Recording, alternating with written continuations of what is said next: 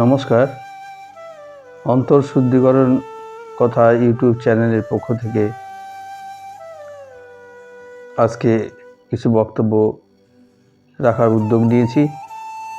শারীরিক অসুস্থতার কারণে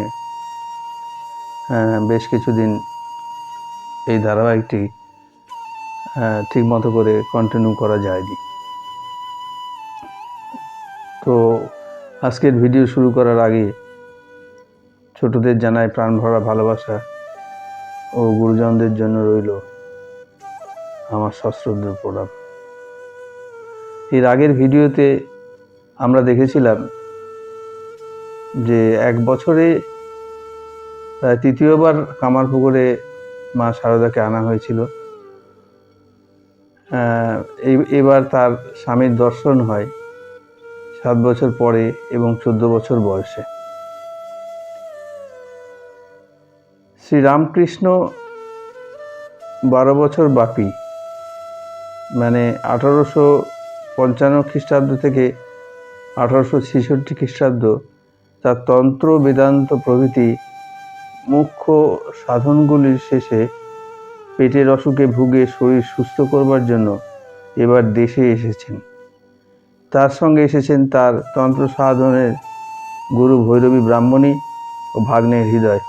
মাতা চন্দ্রাদেবী দক্ষিণেশ্বর ছেড়ে আসেননি। শ্রীরামকৃষ্ণ এখন সত্যে প্রতিষ্ঠিত। তার সান্নিধ্যে এসে সকলে অশেষ শান্তি ও আনন্দ পেতে লাগল। দরিদ্র সংসারেও আনন্দের হাট বসল। শারদা ও স্বামীর মধ্যে পাগলামির কোনো লক্ষণ না দেখে পরম পরিতৃপ্তি লাভ করলেন ও তার সেবা যত্নের ভার নিজের হাতে তুলে নিলেন। কামারপুকুরে শিবের সংসার জেনে মথুর গৃহিণী জগদাম্মা শ্রীরামকৃষ্ণের সঙ্গে সংসারের সব জিনিসপত্র এমনকি প্রদীপের সলতেটি পর্যন্ত পাঠিয়ে দেওয়ায় সংসারে অনটনের সম্ভাবনা ছিল না। কিন্তু শারদাকে সর্ববিষয়ে তারই মুখাপেক্ষী দেখে শ্রীরামকৃষ্ণের স্ত্রীর প্রতি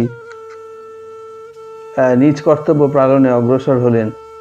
আর সেই সঙ্গে তার বেদান্ত সাধনের গুরু শ্রীমৎ তোতাপুরীজি যেমন বলেছিলেন সেই মতো স্ত্রীকে কাছে রেখে নিজ ত্যাগ বৈরাগ্যের তথা স্ত্রী পুরুষ ভেদের অতীত হয়ে অদ্বৈতবোধের পরীক্ষা আরম্ভ করলেন।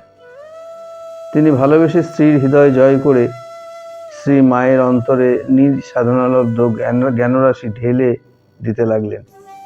তিনি একদিন যেমন স্বীয় ত্যাগোজ্জ্বল জীবনাদর্শ শারদার সামনে তুলে ধরলেন এবং ওইরূপ ধর্মজীবন লাভের উপযুক্ত শিক্ষা দিতে লাগলেন, অন্যদিকে তিনি দৈনন্দিন গৃহকর্ম, দেবদ্বিজ অতিথি সেবা, টাকার সদ্ব্যবহার, ঈশ্বরে আত্মসমর্পণ করে বড় ছোট সকলের সঙ্গে যখন যেমন তখন তেমন নীতির যথাযোগ্য ব্যবহার, নৌকায় বা গাড়িতে যাবার সময় জিনিসপত্র সম্বন্ধে কেমন সতর্ক হতে হয়, এমনকি প্রদীপের সলতেটি পর্যন্ত কিভাবে রাখতে হয় ইত্যাদি বহু বিষয়ে তাকে উপদেশ দিতে থাকলেন।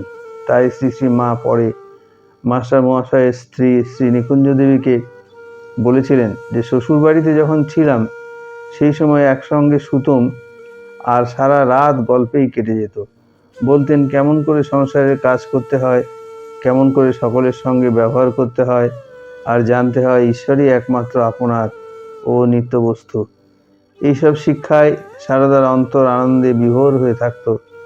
তা বোঝাতে তিনি পরে স্ত্রী ভক্তদের বলেছিলেন যে হৃদয়ের মধ্যে আনন্দের পূর্ণ ঘর যেন স্থাপিত রয়েছে। ওই কাল হতে সর্বদা এইরূপ অনুভব করতাম।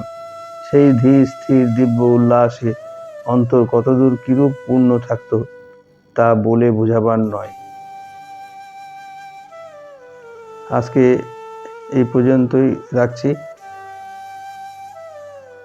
আমার যে ধারাবাহিক শুরু করেছি সেটা কিন্তু শ্রী শ্রী মায়ের বিবাহ পরবর্তী জীবন কিভাবে কেটেছে কামারপুকুরে বিশেষ করে তা নিয়েই, এবং এই সম্বন্ধে বক্তব্য রাখা উদ্বোধন কার্যালয়ের ডক্টর শশাঙ্ক ভূষণ বন্দ্যোপাধ্যায়ের পুস্তক থেকে অনুসরণ করি।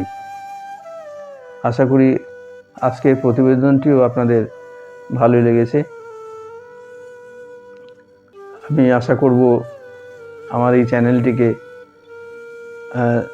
সাবস্ক্রাইব করে এর বহু প্রচারের সুবিধা করে দেন, যাতে সবার মধ্যেই আমার এই বক্তব্য বা শ্রী শ্রী মায়ের সম্বন্ধে কিছু ধারণা তাদের হয়। সবাই ভালো থাকবেন, এই বলে আজকের বক্তব্য শেষ করলাম। নমস্কার।